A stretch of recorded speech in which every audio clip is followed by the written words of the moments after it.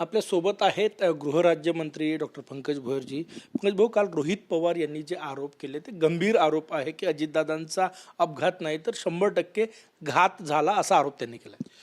नाही, अजितदादांसारखं कर्मठ नेतृत्व अचानकपणे आपल्या राज्यातून निघून गेलं. स्वाभाविकपणे त्यांच्या जवळची मंडळी, त्यांच्याशी संबंधित असणारी अनेक मंडळी भावनाविवश झाली आणि अनेक पद्धतीचे स्टेटमेंट त्यांच्या तोंडून आले. काल रोहितजी पवार यांनी सांगितले की त्रयस्थ एजन्सीमार्फत चौकशी करण्यात यावी. एकतर सर्वात पहिले आपण लक्षात घेतलं पाहिजे की याआधीच त्यांचेच नेते, आपल्या देशाचे माजी केंद्रीय मंत्री सन्माननीय शरद पवार साहेबांनी सांगितलेलं आहे की हा एक अपघात असून याच्यावर कोणीही राजकारण त्या ठिकाणी करू नये. आणि ह्या संदर्भात ज्या ज्या शंका होत्या त्या माननीय मुख्यमंत्री महोदयांनी चौकशीचे आदेश आधीच दिलेले आहेत. चौकशी सुरू, CIDची चौकशी सुरू आहे, DCCA चौकशी करतात. निश्चितपणे त्या विभागाशी संबंधित जे जे विभाग असतात त्यांच्यामार्फत चौकशी सुरू आहे आणि अजून आपल्या देशातल्या चौकशी संस्था ह्या सक्षम आहेत. तर जे काही घडलं ते निश्चितपणे चौकशीच्या अंती समोर येईल. त्यांनी त्रयस्थ संस्था, बाहेरची संस्था त्यांच्यामार्फत चौकशीची मागणी केलेली आहे. नाही, अजूनपर्यंत आपल्या देशातल्या ज्या संस्था आहेत त्या सक्षम आहेत आणि त्यांच्यामार्फत जे काही येतील ते उचित निर्णय समोर येतील आणि संबंधितांवर कारवाई, जर का अशी काही चुकीचं काही घडलं असेल तर संबंधितांवर कारवाई देखील होईल. विमान कंपनी आहे, त्यांच्याकडे त्याच्या शंकेची सुई जाते, त्याची चौकशी होऊ शकते विमान कंपनीची. विस्तृत अहवाल हा DGCA कडनं येईल आणि त्याच्यानंतर उचित निर्णय त्याच्यावरती घेण्यात येईल. अजितदादा यांना पद्मविभूषण द्या अशी मागणी होत आहे. ह्या संदर्भात वरिष्ठ नेतृत्व आणि त्यांच्या पक्षाशी संबंधित काही लोक एकत्रित बसतील आणि निर्णय घेतील. त्यांनी म्हणले सुनेत्रा पवार यांची इच्छा नसताना त्यांना उपमुख्यमंत्री केलं.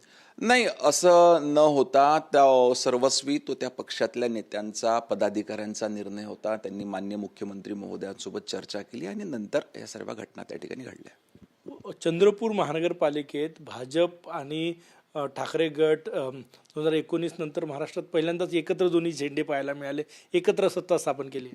चंद्रपूर महानगरपालिकेच्या जेव्हा निवडणुका झाल्या तेव्हा कुठल्या एका पक्षाला बहुमत त्या ठिकाणी मिळालेलं नव्हतं आणि स्वाभाविकच प्रत्येक पक्षाला वाटायचं की आपला महापौर त्या ठिकाणी बसला पाहिजे.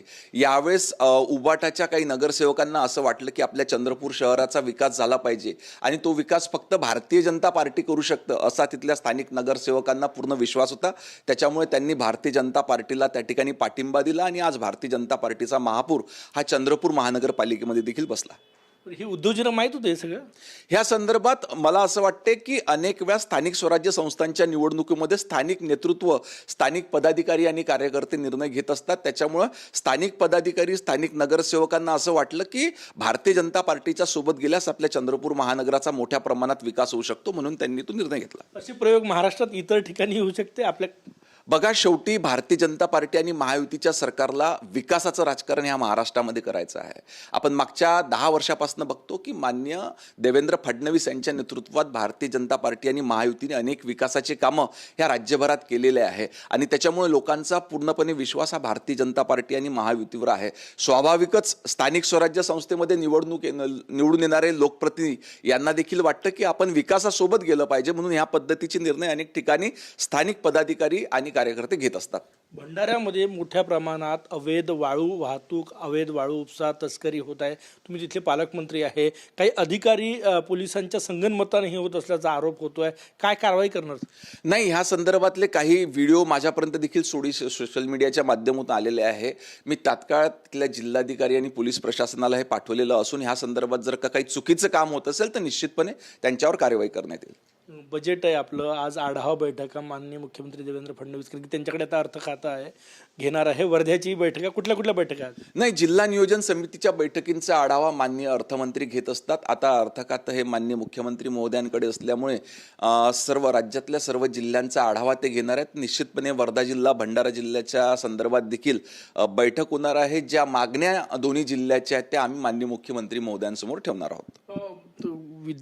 विद्यार्थ्यांमध्ये विज्ञान दृष्टी वाढावी, संशोधन वाढावं म्हणून तुम्ही मागणी केली होती. विज्ञान प्रदर्शनांना बक्षीस वाढवून मिळावं, ती मान्य झालेली आहे.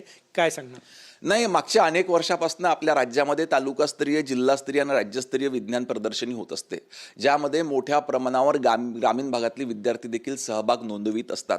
अशा वेळेस ह्या ग्रामीण भागातल्या विद्यार्थी जे विज्ञानावर काम करतात, विज्ञानाचे प्रयोग तयार करतात, त्यांना अजून अधिक ऊर्जा मिळाली पाहिजे, म्हणून त्यांना असणारं बक्षीस हे मोठं असलं पाहिजे, त्यांना प्रोत्साहन मिळालं पाहिजे. याच्याकरता आपण माननीय मुख्यमंत्री महोदयांकडे मागणी केली होती की याच्यामध्ये भरघोस वाढ त्या ठिकाणी झाली पाहिजे. मी खरोखर माननीय मुख्यमंत्री महोदय आणि त्याच पद्धतीनं आमचे मंत्री दादाजी भुसे यांचं मनापासून आभार मानतो की आपली ही मागणी त्यांनी विचारात घेतली आणि कालच्या कॅबिनेटमध्ये ह्या बक्षीस रकमेला भरघोसची वाढ करण्यात आली. शेवटचा प्रश्न, तुम्ही भंडाऱ्याचं म्हटलं, वरोरा तालुका वर्धा जिल्ह्याला लागून आहे, तिथूनही मोठ्या प्रमाणात अवैध रीती उत्खनन होत आहे, वाहतूक होत आहे, तिथेही काही कारवाईचे आदेश देणार नाही. ह्या संदर्भात प्रशासनातले जे विभाग याच्याशी जबाबदार असतात, म्हणजे महसूल विभाग असो, खनन विभाग असो किंवा पोलीस प्रशासन असो, ट्रॅफिक विभाग असो, ह्या सर्वांनी समन्वय साधून त्या ठिकाणी जर का अशा पद्धतीने चोरटी वाहतूक होत असेल तर त्यांच्यावर कारवाई करण्याचे निर्देश देण्यात आलेले आहे. खूप धन्यवाद. कॅमेरामॅन सचिन सायांसह गजानन उमाटे, TV9 मराठी, नागपूर.